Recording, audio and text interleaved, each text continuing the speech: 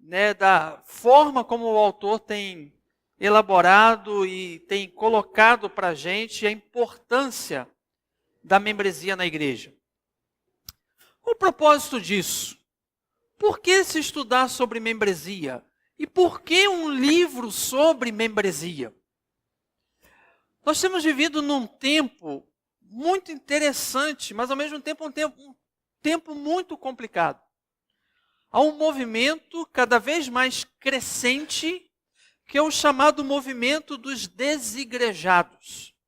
Pessoas que têm entendido que a vida cristã é possível ser vivida fora do contexto da igreja local. E cada vez mais esse grupo tem crescido em várias partes do mundo. E o Brasil não tem sido diferente. Inclusive, esse índice já está fazendo parte das pesquisas, até mesmo do IBGE, que têm sido chamados pelo IBGE de crentes evangélicos, né, nominais. Os evangélicos nominais, ou seja, são pessoas que professam serem evangélicas, mas que não estão ligadas a uma igreja, ou não estão ligadas a uma denominação, uma igreja que faça parte de uma denominação. Desigrejados. Esse livro tem muito a ver com isso, com esse tempo que nós temos vivido, para reforçar a importância da igreja local. E a importância de, uma vez que o indivíduo ele conheceu a Cristo, ele então se vincular e passar a viver a vida cristã no contexto da igreja local. Mas é interessante que o próprio autor também vai dizer de um outro grupo. E que também o que nós temos estudado até então vem a calhar muito bem.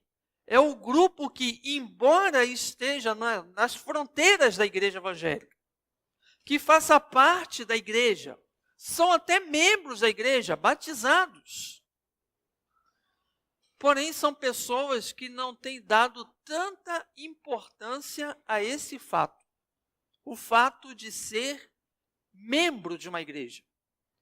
Eles estão aqui, eles participam domingo após domingo, mas normalmente são aqueles crentes que não se envolvem com a igreja, são aqueles crentes que já chegam após o início do culto, já saem antes do término do culto, para não se envolver. Para inclusive não serem requisitados para fazer alguma coisa, ou por aí vai. O autor do livro, inclusive, vai dizer que são pessoas que têm uma vaga ideia de que os cristãos devem estar envolvidos com a igreja local, mas que dizem que essa não é a coisa mais importante do mundo. E o que nós temos estudado, o que nós temos lido e aprendido através desse livro, ele também diz respeito a esse grupo de pessoas. Que, embora estejam no contexto da igreja, não é um desigrejado propriamente dito, mas ele é o crente que não dá tanta importância ao fato de ele ser membro da igreja, inclusive praticando os privilégios e principalmente as responsabilidades dele para com a sua igreja local. Então nós temos uma voz declarando como de fato deve ser membro da igreja, de acordo com as Escrituras, de acordo com o Novo Testamento. O que nós já aprendemos até aqui? Nosso propósito nessa manhã é a gente poder resumir, embora a gente já tenha visto muita coisa e até de fato é difícil até a gente tentar resumir os 4 capítulos que nós estudamos até agora em uma manhã, mas é o que nós vamos tentar fazer aqui, ver assim aqueles conceitos principais que até então nós já caminhamos até aqui e tentar entender essa linha. Para onde nós estamos caminhando? E qual é o propósito disso tudo? Até onde nós temos chegado? E aonde é que entra o nosso papel, inclusive, nisso tudo? Vamos lá. Começamos no capítulo 1, onde nós fizemos uma descoberta muito interessante. Pode passar para a gente aí. Isso. No primeiro capítulo, nosso primeiro estudo, que inclusive foi uma classe única, que aconteceu com toda a igreja, o Nivaldo nos ensinou muito bem aqui, nos ficou muito claro de que a igreja ela deve ser enxergada como uma embaixada. E por que isso? Porque a igreja, diferente de qualquer outra instituição existente no mundo, ela é uma instituição criada pelo próprio Senhor Jesus. Ela não é como o Estado, ela não é como os governos. Ela não existe por autorização dos governantes constituídos.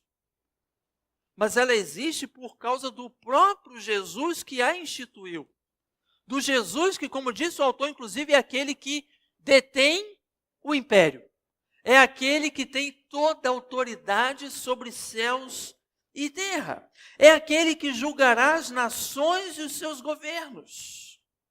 É aquele que tem o poder final sobre a vida e a morte. Olha o que vai dizer Apocalipse capítulo 1, versículo 18. Aquela visão a respeito do Messias glorificado, e ali então o próprio Senhor Jesus, então ele fala, eu sou aquele que vive, eu estive morto, mas agora estou vivo para todo sempre, e tenho as chaves da morte e do Hades. Ou seja, Jesus está retratando inclusive aqui a sua plena e total autoridade, inclusive sobre a vida, sobre a morte. E com certeza ele tem autoridade sobre tudo, sobre todos, inclusive sobre os governos. E aí nós vemos que a igreja ela é totalmente diferente dos governos, por quê? Porque a igreja ela representa esse Senhor que tem toda a autoridade. Nós aprendemos com isso que a igreja local ela é um dos agentes de Jesus.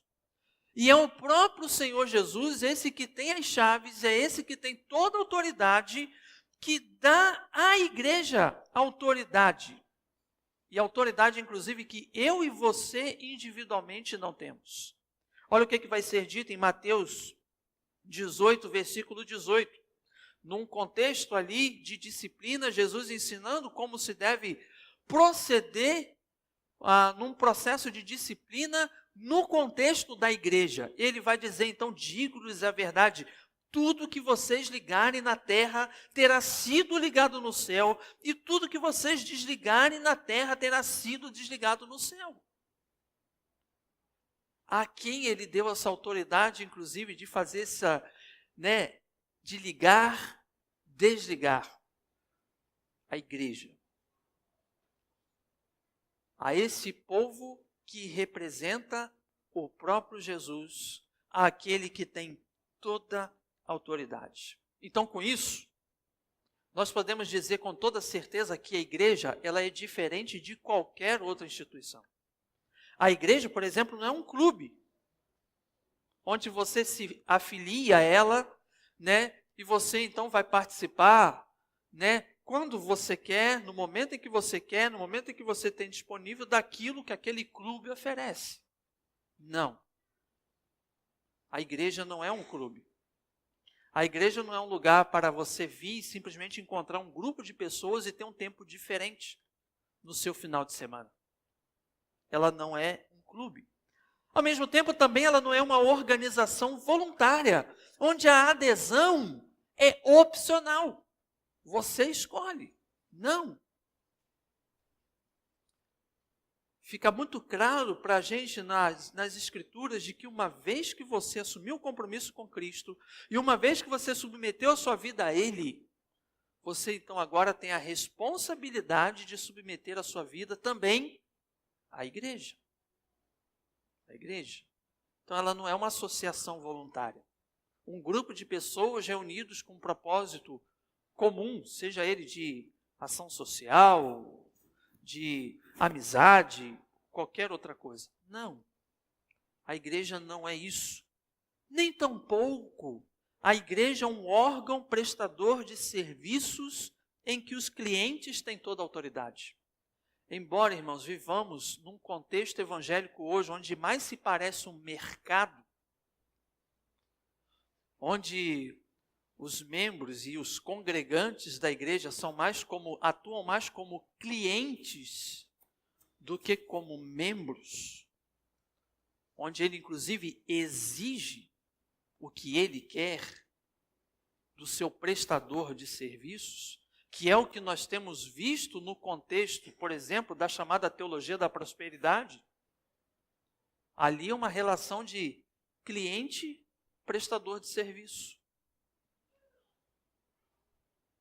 onde inclusive o próprio Deus é colocado nesse nível de cliente e prestador de serviço. O cliente tem toda a razão, então Deus tem que fazer o que ele quer. Mas a igreja não é isso. Embora vivamos hoje um contexto em que a igreja tem sido colocada dessa maneira, não só pela teologia da prosperidade, mas há outros movimentos. Nós vemos isso, por exemplo, nesse movimento das chamadas mega-igrejas, que tem ocorrido muito nos Estados Unidos, mas também tem chegado aqui no Brasil por diversas outras organizações aí que têm incentivado esse tipo de coisa, onde há uma relação de cliente e prestador de serviço. Mas a igreja não é isso. A igreja não tem que fazer um culto, por exemplo, para agradar ao cliente. Não é essa a ideia.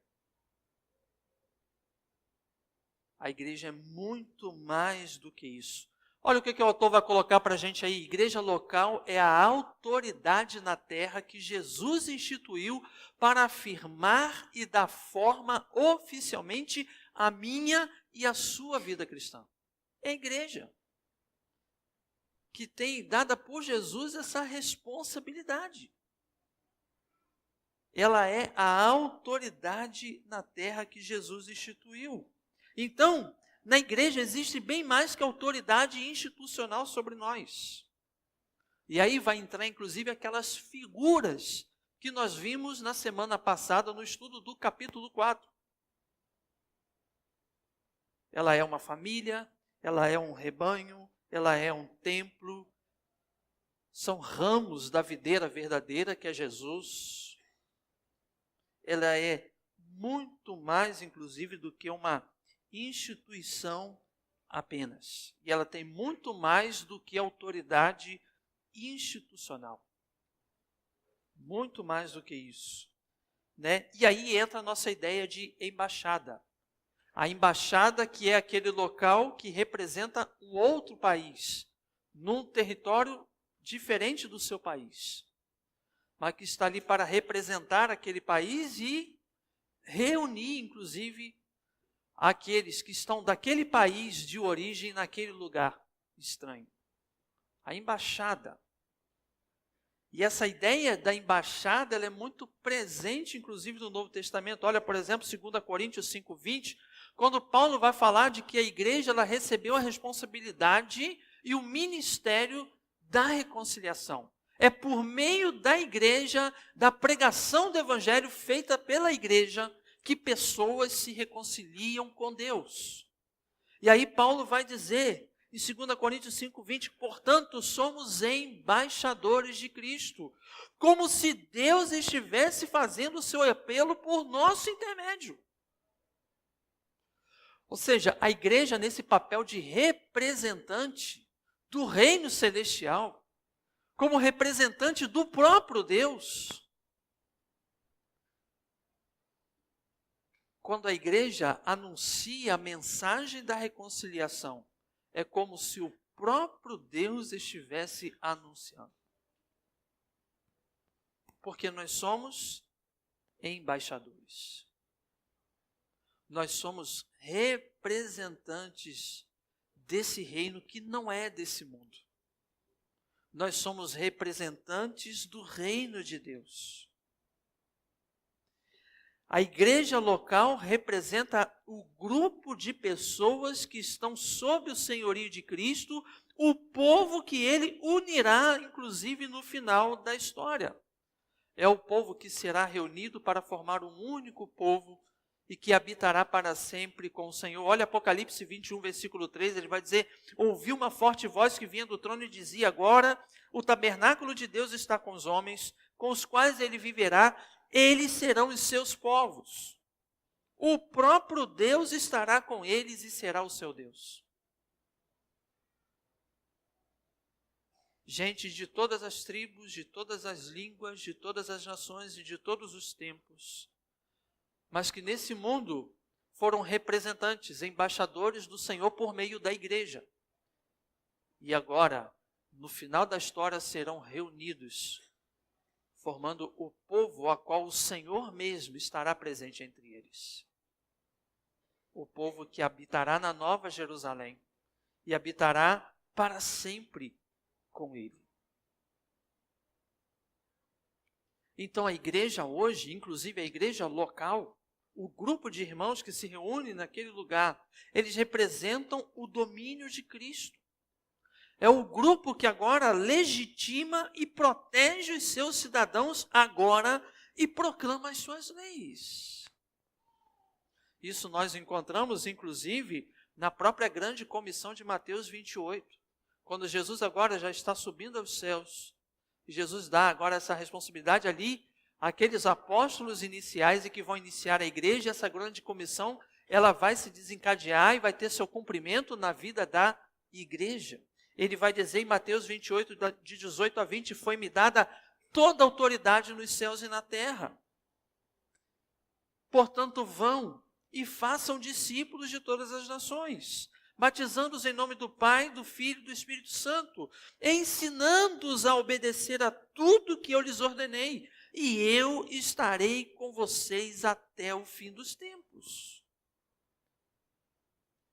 Esse papel, ele foi dado não aos governos, não foi dado a nenhum tipo de associação voluntária, a um clube.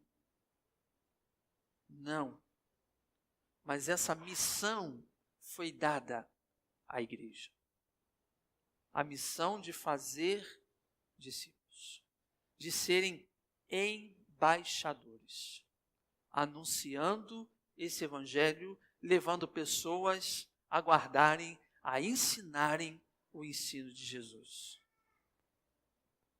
Ensinando para que outros também se submetam ao grande plano redentor dele. É ele que faz isso.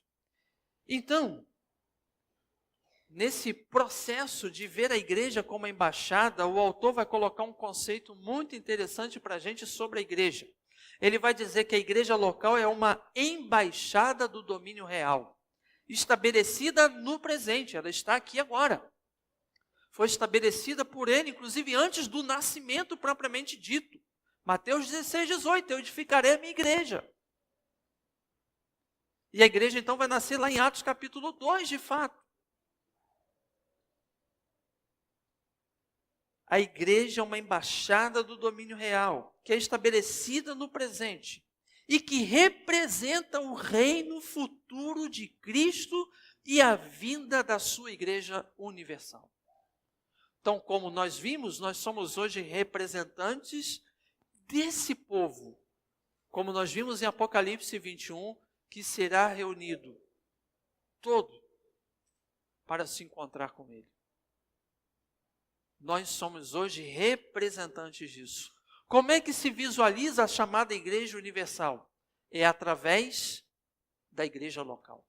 E não há outra maneira de você ter um vislumbre da chamada Igreja Universal a não ser através da igreja local.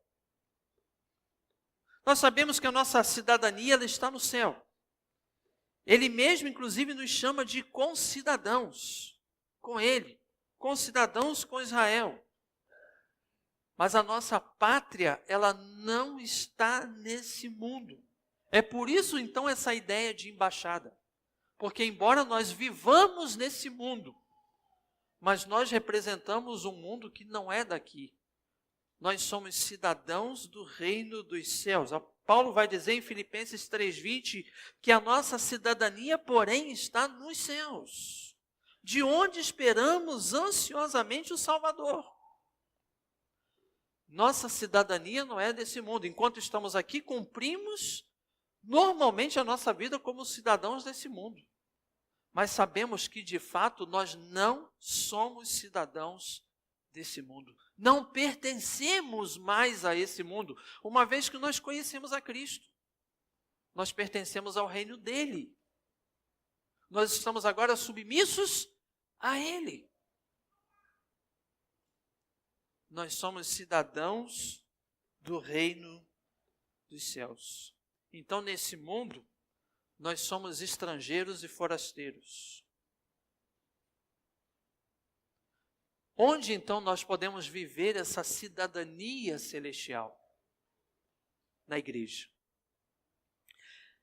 A igreja é o lugar na terra onde os cristãos que são cidadãos dos céus podem nesse momento encontrar inclusive reconhecimento e refúgio. Então, a igreja, ela é a representação da nossa cidadania celestial. E aí o autor vai nos dar uma definição inicial a respeito do que é ser membro da igreja. Ele vai dizer que o membro da igreja é uma pessoa reconhecida oficialmente e publicamente como um cristão diante das nações, assim como alguém que compartilha a mesma autoridade de legitimar e supervisionar oficialmente outros cristãos na sua igreja local. Então, o ser membro da igreja é você, de fato, ser reconhecido como um cristão. Ser reconhecido como um crente no Senhor Jesus. É por isso que, inclusive, quando você, por exemplo, está viajando e você está em outro lugar e você visita uma outra igreja, mas lá você logo se identifica. Por quê? Porque é a igreja local que legitima isso. Você sabe que ali está reunido um grupo de irmãos e que compartilham dessa mesma cidadania e que estão também nesse mesmo contexto de fazer parte dessa embaixada. Você está ali naquela outra embaixada, mas que representa a mesma cidadania. Essa é a ideia. Essa é a ideia. E por isso, a necessidade da igreja local. E aí fica muito claro para a gente que essa autoridade dada por Jesus não é uma autoridade dada a cristãos individuais, mas é a autoridade que é dada a nós como membros da igreja local. É uma autoridade que é exercida pela igreja e não por crentes individualmente. Então, sendo a igreja local o que ela é, devemos então nos submeter a ela, pois foi ela então instituída por Jesus com autoridade sobre nós. Jesus já disse isso em Mateus 16:18, falando a Pedro. Eu digo que você é Pedro, e sobre essa pedra edificarei a minha igreja, e as portas do Hades não poderão vencê-la. Então, uma vez que você se entregou a Cristo, que você conheceu a Cristo como seu Salvador e Senhor, você então deve escolher também o seu povo, ao qual você fará parte e exercerá a sua cidadania, a sua igreja, aquela que será a sua família espiritual. E não podemos ficar fora disso, porque uma coisa está atrelada à outra. Se você aceitou a Cristo, você então agora deve se submeter à autoridade da igreja local, fazendo parte dela, convivendo com ela, caminhando com ela, cumprindo os propósitos de Deus para ela. E inclusive, essa submissão esse doar, esse fazer parte, é algo que deve acontecer, inclusive, voluntariamente da nossa parte, assim como Cristo se deu voluntariamente pela igreja. Olha o que ele mesmo vai dizer em João 10:17, ele vai dizer: por isso é que meu Pai me ama, porque eu dou a minha vida para retomá-la. Ele voluntariamente se entregou pela igreja. Ele voluntariamente morreu pela igreja. Então, de maneira nenhuma podemos encarar como uma obrigação o fato da gente se tornar membro de uma igreja. Um peso. Não. Mas isso é algo que deve ser uma alegria. Deve ser voluntário. Eu devo fazer isso voluntariamente e devo encarar isso como um privilégio. Fazer parte da igreja, da embaixada que o Senhor deixou para representar a minha cidadania celestial. É isso. Então a igreja, ela é uma embaixada. Ela representa o reino dos céus. E nós, como membros dessa embaixada, nós somos cidadãos, estamos declarando através dessa embaixada, do nosso convívio, da nossa membresia na igreja, de que nós somos de fato, legitimando, de que nós somos de fato cidadãos do reino celestial. Mas não é só isso. Capítulo 2, nós aprendemos sobre alguns sinais da membresia no Novo Testamento. Foi quando a gente fez uma caminhada pelo cenário do Novo Testamento e especialmente o início da igreja. Olhamos um pouquinho para a igreja primitiva para nos certificar, inclusive, se era comum que nós chamamos de membresia. Lá, no início da igreja. Nós sabemos que a igreja nasceu ali em Atos 2. Os apóstolos estavam ali também presentes na festa, numa festa judaica, que era a festa do Pentecostes. Uma festa que reunia, inclusive, pessoas de vários lugares. Foi naquele momento, então, que o Espírito Santo veio sobre aqueles 12. E eles, então, começaram a anunciar as grandezas de Deus nas línguas daqueles estrangeiros que estavam em Jerusalém. E eles passaram a entender perfeitamente sobre as grandezas de Deus na sua própria língua nativa. E mediante, então, aquele fenômeno sobrenatural produzido pelo Senhor, sem dúvida alguma, Pedro, então, se levanta e vai anunciar o Evangelho, vai anunciar Jesus, o Jesus que havia sido crucificado por mãos humanas. Mas foi o Jesus que ao terceiro dia triunfou sobre a morte, ressuscitando dentre os mortos.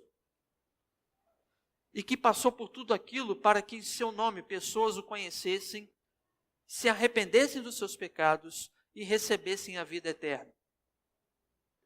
Foi naquele momento, então, que a igreja nasceu.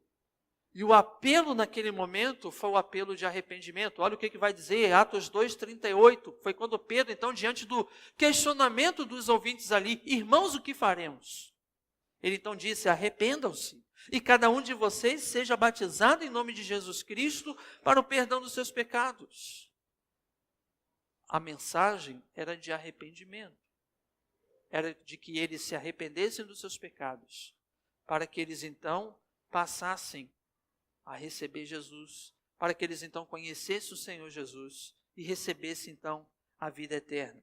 Foi a partir daquele momento que aquele grupo passou a viver em uma sintonia totalmente diferente de todo o restante do povo. Foi quando, por exemplo, passamos a ver que eles passaram agora a ficar juntos, a estarem sempre juntos, no templo e de casa em casa. Atos 2:46, todos os dias, continuavam a reunir-se no pátio do templo, partiam pão em suas casas, e juntos participavam das refeições com alegria e sinceridade de coração. A união deles era tal que eles mantinham, inclusive, tudo em comum. Atos 2:44, os que criam mantinham-se unidos e tinham tudo em comum. E a narrativa daquele início vai fechar dizendo que o Senhor lhes acrescentava a cada dia os que iam sendo salvos. Foram quase 3.000 homens, não contando mulheres e crianças. Um grupo já grande, mas que faziam questão de viverem agora dentro de um contexto totalmente diferente de tudo que eles tinham vivido. Era a igreja. Era a igreja. Logo depois, Atos capítulo 4, aquele grupo cresce. Chega a quase 5.000 homens contados. Mas aí já começam a surgir algumas dificuldades. Começam a surgir falhas morais expressivas.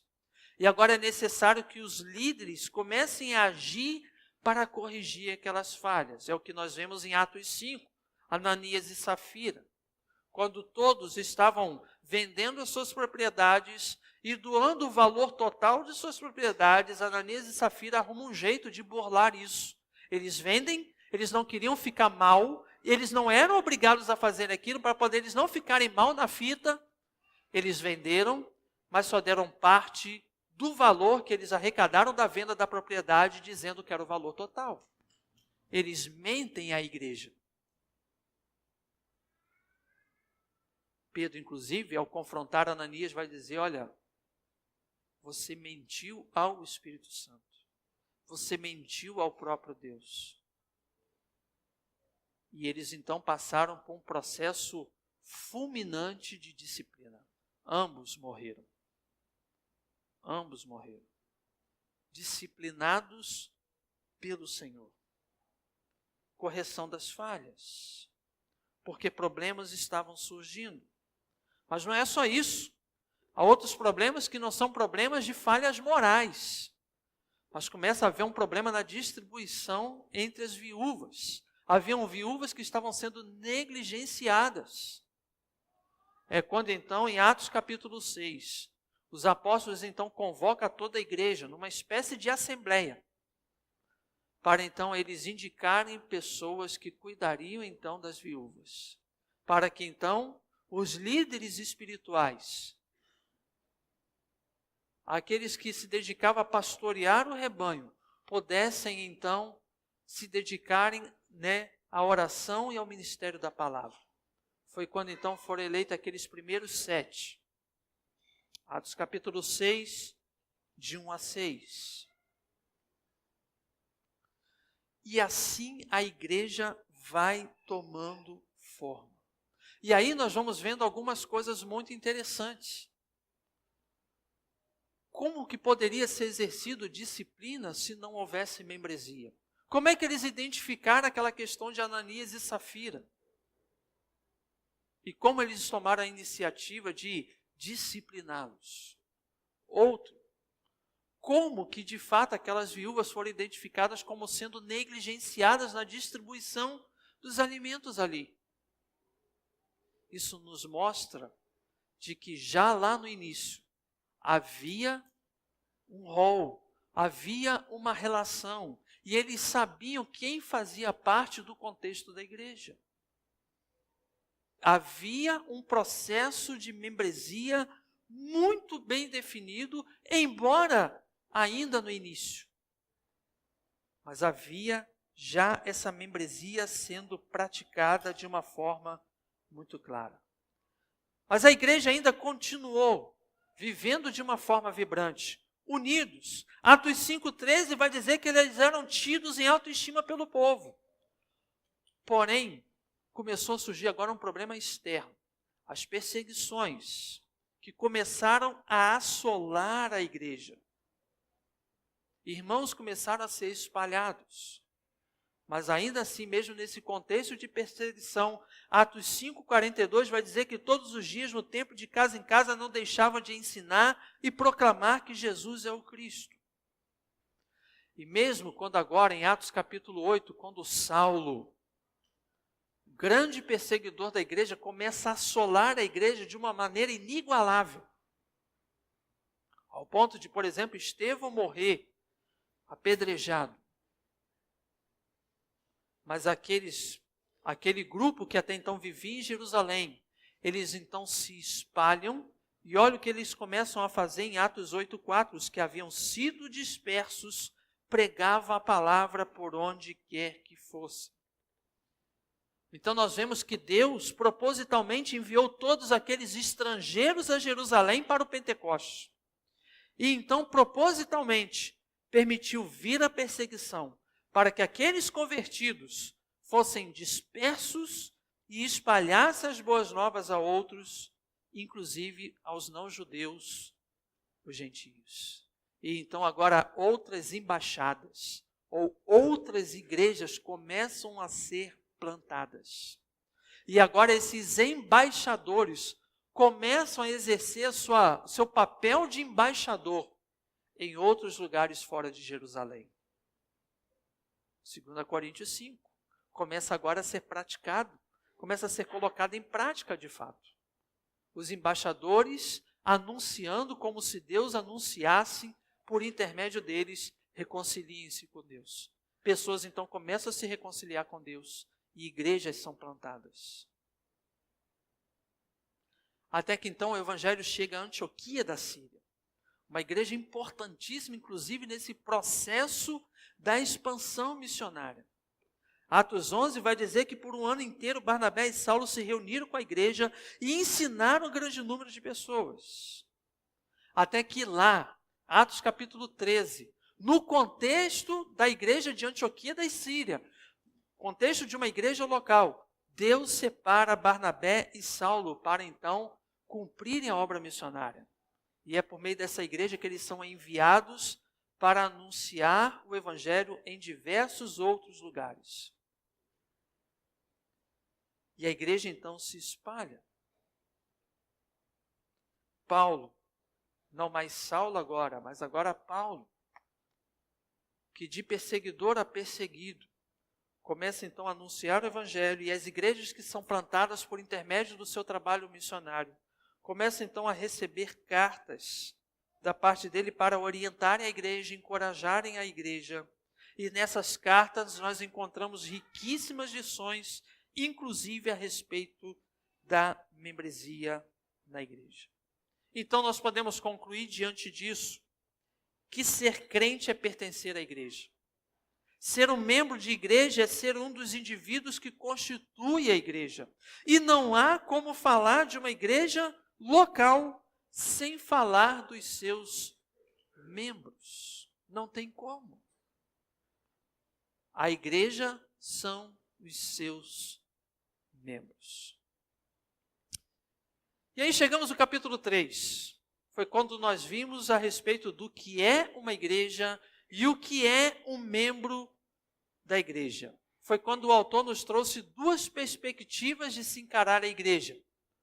A perspectiva orgânica e a perspectiva institucional. Foi quando nós vimos que a união de relacionamentos que transforma um grupo comum de cristãos instantaneamente em uma igreja local é algo que a possibilidade, inclusive, da disciplina torna evidente. E naquela ocasião, então, desse estudo, nós fizemos uma caminhada pela própria teologia bíblica, começando por Israel. Por Israel que foi chamada para ser luz, para ser representante de Deus entre os outros povos. Mas, infelizmente, Israel falhou no seu plano de ser representante do Senhor. Jeremias capítulo 7, 28, fica muito claro isso. Foi quando então Deus se volta para eles nessa profecia e vai dizer, portanto, diga a eles, esta é uma nação que não obedeceu ao Senhor, ao seu Deus, nem aceitou a correção. A verdade foi destruída e desapareceu dos seus lábios. Esse povo, ao longo da sua história, depois de tantos milagres, depois de tantos encontros com Deus que eles tiveram, de tantas intervenções diretas do Senhor na história deles, mas esse povo se esqueceu do Senhor. E Deus agora deixa muito claro para eles de que eles agora não eram mais os seus representantes. Esse povo deixou de ser o representante do Senhor. E foi nesse contexto, então, que Deus então envia Jesus, aquele que representaria o Pai Celestial, sendo Ele mesmo o próprio Deus, e que veio para estabelecer um reino conforme o seu governo sobre um grupo de pessoas em particular. Um grupo constituído de pessoas agora arrependidas, pobres em espírito e humildes como crianças. Mateus 4,17, a mensagem dele era: arrependam-se, pois o reino de Deus está próximo.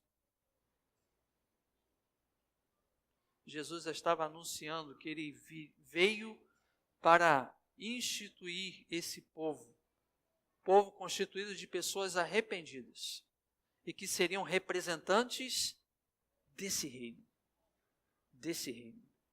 Esse grupo formado por pessoas compradas por meio da morte de Jesus iriam se juntar a ele como representantes de Deus na terra.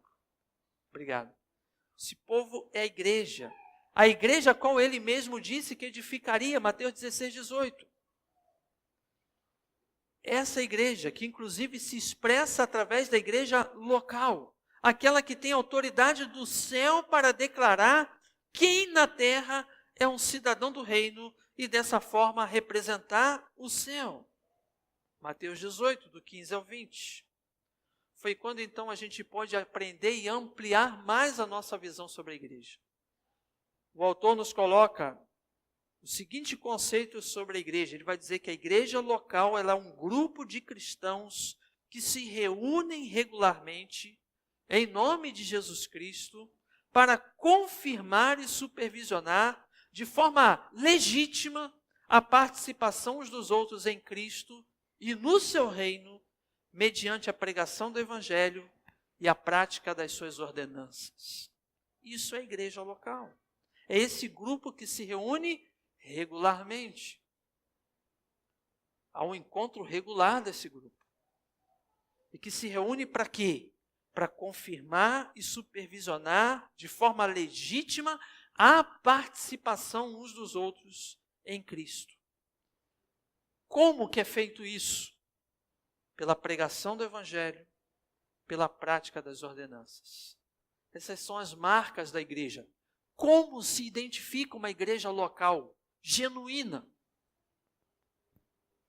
Um grupo que se reúne regularmente. Ah, mas pastor, mas tem outros grupos que não são a igreja que se reúnem regularmente, sim. Mas a igreja é diferente porque ela tem esse propósito de confirmar, de supervisionar a participação dos outros em Cristo. E é pela igreja que é cumprida a pregação do Evangelho e a prática das ordenanças. Isso é a igreja. Uma igreja se reúne, inclusive, regularmente. E isso mostra a importância de se congregar na igreja local. Olha Hebreus 10, 25. Ele vai dizer: não deixemos de reunir-nos como igreja, segundo o costume de alguns. Gente, esse problema de desigrejados, de irmãos que não frequentam, não é novo. Isso já acontecia no primeiro século. Olha a recomendação do autor de Hebreus aí. Não deixemos de reunir-nos como igreja segundo o costume de alguns, mas procuremos encorajar-nos uns aos outros. Nós, como membros da igreja local, desse grupo que legitimamente confirma e supervisiona a nossa participação no corpo de Cristo, em Cristo, pela pregação do Evangelho, pela prática das ordenanças, nós temos a responsabilidade de congregar em meio a esse grupo. E aí entra o nosso papel como membros. Pode passar aí. Membresia é uma relação formal. Uma relação formal entre a igreja e um cristão, caracterizada por essa confirmação e supervisão do discipulado, do caminhar lado a lado, para o crescimento e maturidade espiritual. Ela é confirmada, inclusive, pela submissão do cristão para viver esse discipulado sob os cuidados da igreja. Então, meu irmão, você ser membro da igreja é você entender que a igreja tem responsabilidades para com você e você também tem responsabilidades para com a igreja. Membresia na igreja tem tudo a ver com a igreja assumindo uma responsabilidade específica por você. Que responsabilidade é essa? De investir no seu crescimento espiritual, na sua maturidade, no seu crescimento na graça e no conhecimento de Cristo. Mas também tem tudo a ver com você assumir responsabilidades para com a igreja, participando para supervisionar e legitimar isso. É assim. Essa é a dinâmica da igreja. E chegamos no capítulo 4, quando nós vimos com que a igreja e os seus membros se parecem. E aí nós fizemos uma boa caminhada sobre aquelas metáforas, aquelas comparações, aquelas afirmações que são feitas sobre a igreja, mas que na verdade são comparações. Maneiras de se entender a igreja e o seu papel nesse mundo. Vimos inclusive que nessas metáforas, nós não podemos escolher uma e desprezar as outras. A igreja, ela é todas essas metáforas ao mesmo tempo. A igreja, ela é ao mesmo tempo templo, ela é o corpo de Cristo, ela é ramos da videira, ela é o rebanho do Supremo Pastor. E por aí vai.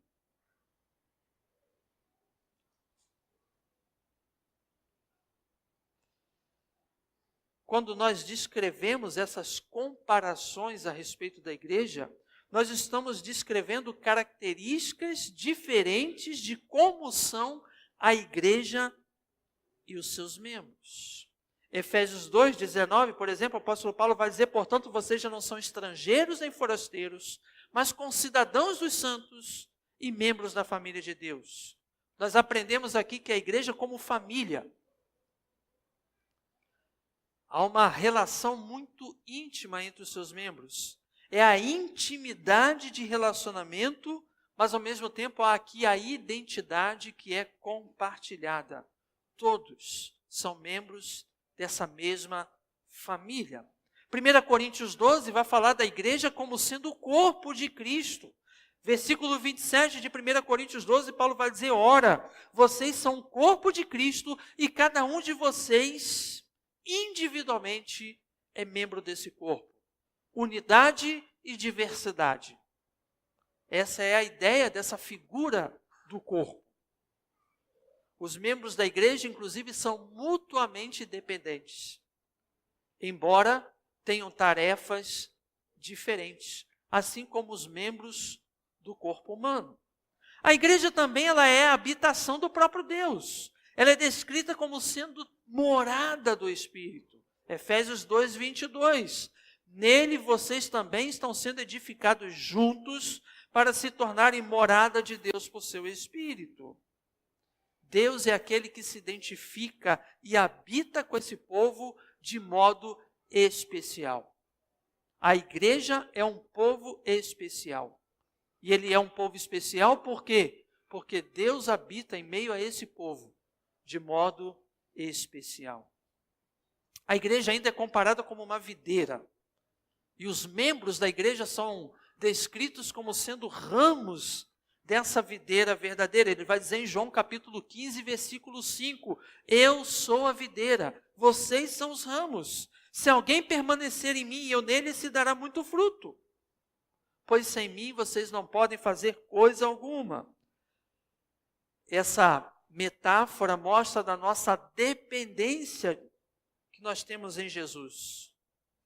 Dependência de Jesus e da sua palavra para termos vidas, para termos vida. Essas metáforas, essas comparações, essas ilustrações, elas só se tornam reais no contexto da igreja local. Ou seja, todos os cristãos pertencem à família de Deus, mas Deus nos dá a cada um a oportunidade de agir como família com a sua igreja local. A sua participação agora no corpo de Cristo, na igreja local, apresenta inclusive uma figura da sua união no corpo de Cristo no fim dos tempos. Então, pensando em todas essas metáforas, nessas comparações, como você cumpre o mandamento, por exemplo, de amar uns aos outros, de Jesus, de João 13, 34 e 35? É da igreja. Como você leva os fardos uns dos outros? Gálatas 6, 2. Estando inserido no contexto da igreja. Como você usa os seus dons para servir aos outros? 1 Pedro 4, 10. Aí entra a igreja como o corpo de Cristo, onde individualmente somos membros desse corpo e temos funções diferentes. E com a nossa função, nós servimos uns aos outros. Então, todas essas figuras só se tornam possíveis por meio da igreja local. Então, queridos, para concluir essa nossa caminhada bem rápida aí, não há nada como a igreja. Não há nada no mundo como a igreja local e os seus membros. Capítulo 4, inclusive, ele encerra dizendo que os relacionamentos que compartilhamos na igreja local se revelarão fundamentalmente mais interconectados que membros de um corpo, mais seguros que um abraço de pai, mais solidários que o amor fraternal e assim por diante. A igreja, como nós vimos, ela é comparada a tudo isso. Um corpo, uma noiva sendo preparada, um templo, uma família, sacerdócio real. Mas além de cada comparação, a igreja ela é ainda muito mais. E Deus é aquele que está trabalhando no nosso aperfeiçoamento, na nossa maturidade. Ele está inclusive nos aperfeiçoando para nos tornar o que nós inclusive já somos. Nós já somos todas essas coisas. Mas é a cada dia, na nossa caminhada, de glória em glória, nós estamos nos aperfeiçoando para crescermos na prática dessas coisas. Por isso, queridos, se dá a grande importância de estudar sobre essas coisas. E meu desejo, de todo o coração, é que cada vez mais você possa valorizar cada ensino que temos obtido sobre membresia. Valorize, porque o quanto é importante entendermos o nosso papel na igreja e entendermos o quanto é importante sermos membros da igreja do Senhor. De fato, não há como exercermos a vida cristã sem a igreja local. Portanto, que isso possa produzir em você o desejo cada vez maior de você ser um membro ativo, um membro integrado, um membro participativo, que valoriza inclusive a sua membresia, entendendo inclusive o seu papel na igreja local. E vamos continuar caminhando, estudando, para a honra e para a glória do nosso Deus.